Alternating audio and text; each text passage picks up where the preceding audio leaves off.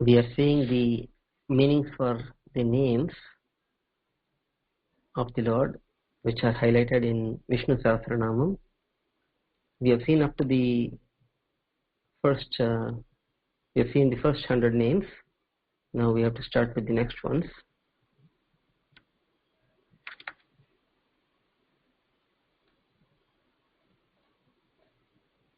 We'll start with the 101st name, Achyutaha. Achyutaha means one who does not leave his devotees. Next is Vrishakapihi. Vrishakapihi means one who took the form of Varaha, the wild boar, which is that incarnation itself is embodiment of dharma or righteousness. Next name is Ameyatma. Ameyatma means one who cannot be measured, that is, the ability to help his devotees of Emberman or Bhagavan or the Lord, that cannot be measured by anyone. He shows his mercy in an unlimited, infinite manner which cannot be measured by anyone. The next name, 104th name, is Sarvayoga Vinisrutaha. Sarvayoga Vinisrutaha means one who can be pursued through different means. One may pursue him through Karma Yoga, Jnana Yoga, Bhakti Yoga, or Nama Sankirtanam. There are so many different means. Through these means, he is attainable easily. Irrespective of the means which is pursued, he is attainable. That's what is explained in this name, Sarvayoga Vinisrutaha. The next name is Vasuhu. Vasuhu is the 105th name. This means one who resides in his devotees, in his followers, joyfully, with love. That's what this name means. The next name, 106th name, is Vasumanaha. Vasumanaha means one who considers his devotees as his wealth. The next name is Satyaha. Satyaha means one who fulfills the desires of his devotees.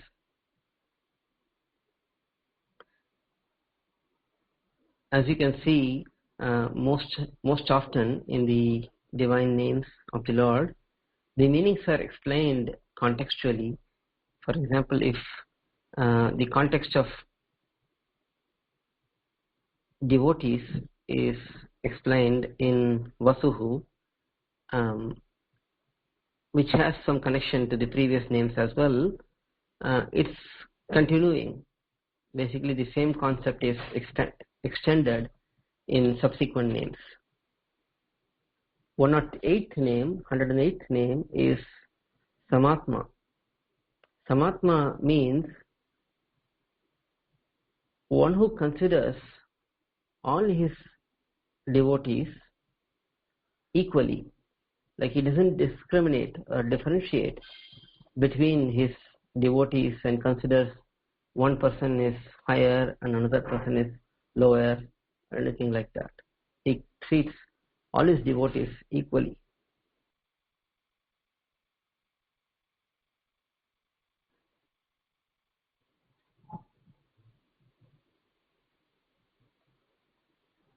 Sammitaha, 109th name. Sammitaha means one who is obedient towards his own devotees. As we very well know, when he incarnated as Sri Rama as Krishna, he respected his parents, the elders, who were all in turn his devotees. He still respected them, and in the case of Krishnavatara, he was even obedient towards the cowherd girls and the boys and everyone in there.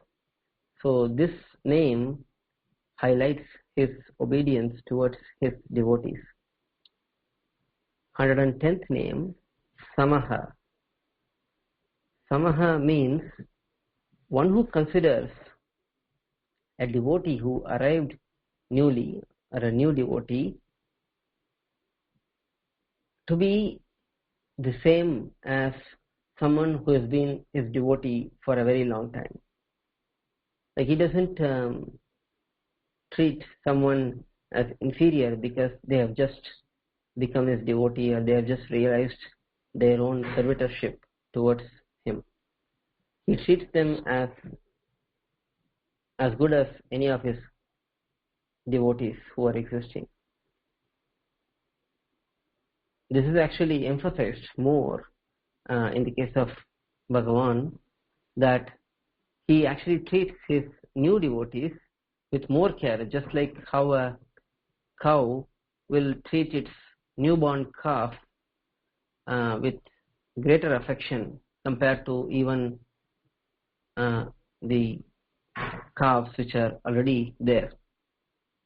The cow will show more attachment to the newborn calf to make sure that the calf gets comfortable. Similarly, the Lord is also more partial and affectionate towards the new devotees. So Samaha is highlighting his equality towards all the devotees. 111th name is Amogaha.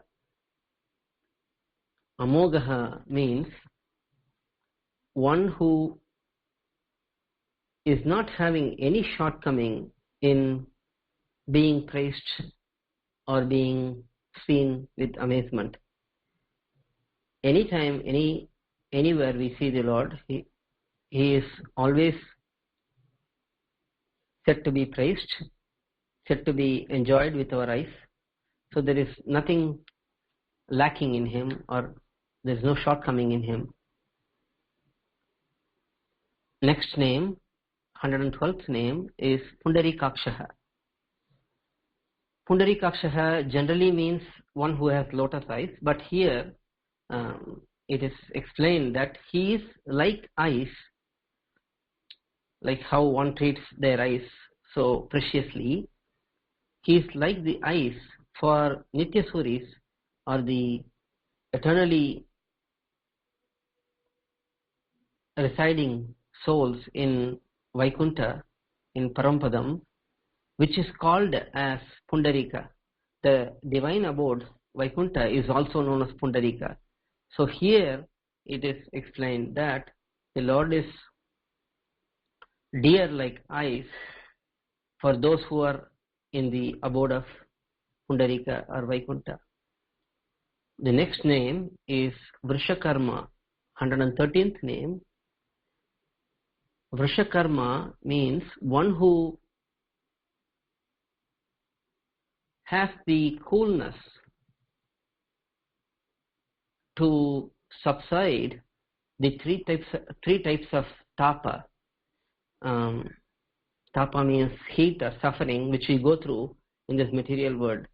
The three types of tapa are Adhyatmika, Adibhautika, and Adidaivika. The sufferings which are caused by self, the sufferings which are caused by other beings, and the sufferings which are caused by natural elements.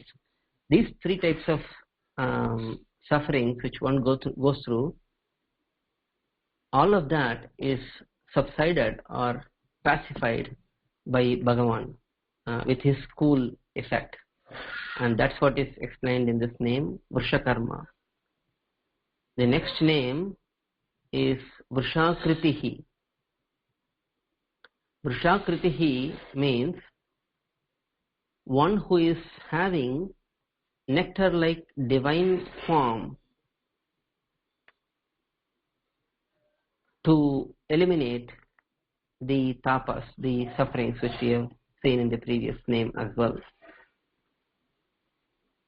Rudraha is 115th name.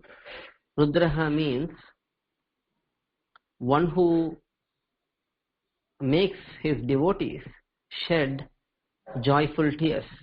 He gives such a joyful experience that his devotees become overwhelmed and shed joyful tears.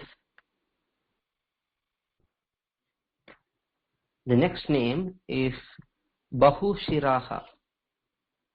Bahushiraha means, Shira means one who has, Shira means head. Here he is explained as one who has many heads, and that indicates Adishesha, the divine serpent, who is the primary servitor of the Lord. And here it is said that Adishesha is also a manifestation of the Lord himself. Everyone, every entity is basically a body or a form of the Lord. And here Adishesha is emphasized as the Lord himself. 117th name, Babruhu. Babruhu means, again it indicates Adishesha. Adishesha is holding up the universes on his head. The whole material creation is held up by Adishesha. So that particular aspect is explained in this name, Babruhu. The next name is Vishvayonihi. Vishvayonihi means one who treats and accepts everyone as equal to him. When a devotee approaches and reaches the Lord treats him as himself. He treats the devotee as how he would treat himself. He gives the same respect and same experience to him. 119th name, Sushishravaha. The one who, Shravaha means one who listens. Here the Lord listens to the sweet words as well as the cries of his devotees. So whatever situation a devotee is in, whether it is praising the Lord or informing the Lord his sufferings, the Lord will hear to those words patiently. That's what is explained in this name, Shushishravaha.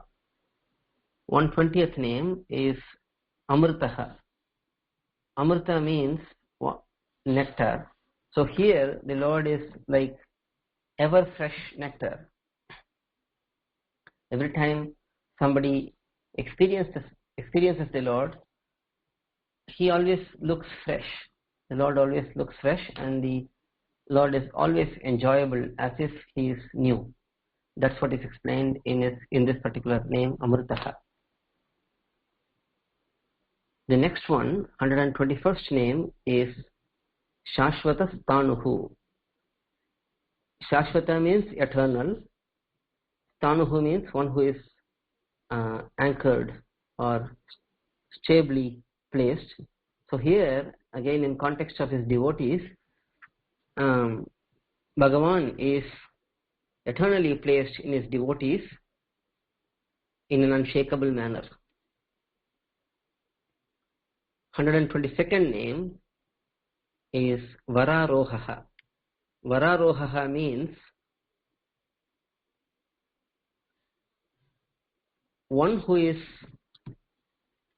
so best, so great that anybody reaches him attains him never comes back to this material realm. Once one reaches Vaikuntha and starts serving the Lord, there is no reason for a person to again come back to this material world.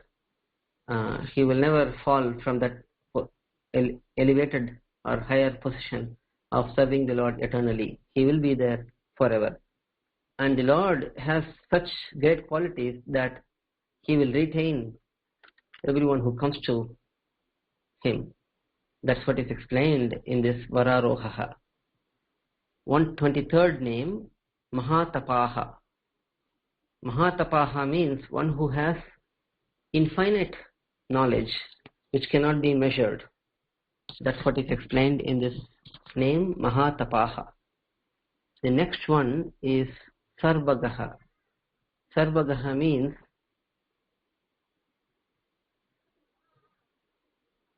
one who beholds everything which is annihilated. During deluge, he annihilates everything and he keeps them all inside his stomach, and he preserves them. That's what is explained in this name, Sarvagaha. The next name is Sarvavit. Sarvavit means one who spits out or emits the annihilated entities which are kept in the stomach at the time of creation, and he creates the variegated universes and the entities during creation, and he becomes the Antaryami or the indwelling soul of all those entities. He is already present in all of those entities, and he manifests that Antaryamitva, being the indwelling soul of every entity. That's what is explained in this Sarvavit. So one who re-engages in creation, and he remains the Antaryami of all the manifested entities. The next name is Banuhu. Banuhu means one who creates everything, but still he remains unchanged. This is also explained as Avikaraha. He does not acquire any change in his own self. It's only his, everything is his body. The whole Atmas, all the sentient beings as well as the insentient entities, the Achetanas, all of these are his bodies, and any changes that happen, all of that happens to these Achetana and the Chetana objects only. So he himself does not change, and because of that he remains shining. He remains radiant due to not being changed as a result of the creation which he does. 127th name is Vishwaksenaha. Vishwaksenaha means one who remains the savior or the protector for all the creatures or for all the beings. So everyone can depend on the Lord being the protector. 128th name is Janardanaha. One who eliminates those who come in between his protection. Whenever he is ready to protect anyone, if somebody tries to disrupt his protection, he can independently, without any other's help, he can eliminate those who try to cause disturbance. And that's what is explained in this name, Janardanaha. 129th name is Vedaha. Vedaha means one who gives Shastram, the scriptures. During creation, once Brahma is created, Brahma is given Shastram by Bhagavan. The Lord gives Brahma the Shastram so that Brahma can understand the purpose of creation and he can engage in further variegated creation. The next name is Vedavit. Vedavit means one who understands the principles or the meanings of Vedam or Shastram as it is.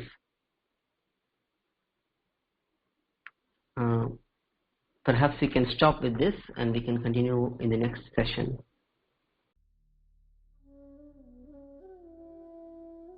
To learn more such valuable information about our Sri Vaishnava Sampradaya, please download Koyil, Koyil